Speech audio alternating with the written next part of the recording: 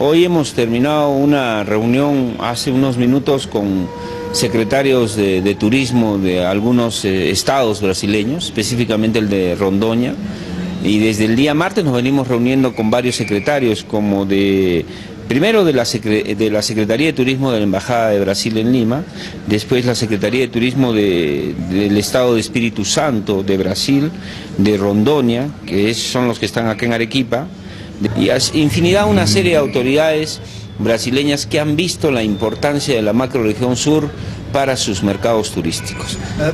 ¿De qué depende que una línea aérea brasileña empiece a tener vuelos hacia Arequipa? A ver, nosotros nos dieron la noticia hoy, no la teníamos.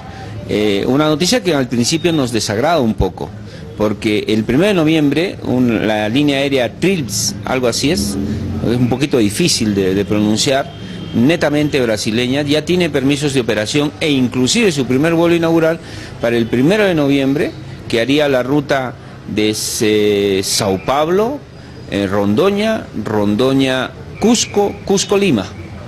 Entonces es ahí donde nosotros sentimos un poquito la pegada, porque lamentablemente el centralismo limeño nos vuelve a ganar una iniciativa, pero ante la presencia de los secretarios le hemos mostrado a Arequipa, le hemos mostrado las bondades de nuestro nuevo aeropuerto, le estamos mostrando las bondades turísticas, gastronómicas, comerciales, que son importantes también para ellos.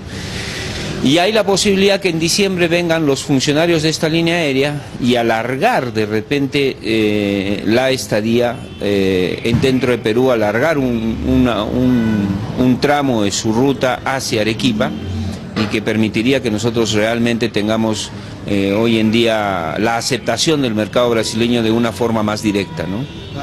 El iniciar los vuelos estrecha mucho las relaciones, sobre todo en tema turístico, me imagino. ¿Qué pasa con cómo ha venido funcionando la interoceánica? Mira, el iniciar los vuelos genera el interés mutuo que hay de ambos países, porque hay un interés mutuo de los brasileños por Perú, como nosotros del mercado de ellos. Brasil es la tercera economía del mundo. Ahora la interoceánica. Ellos están haciendo el trayecto de la interoceánica.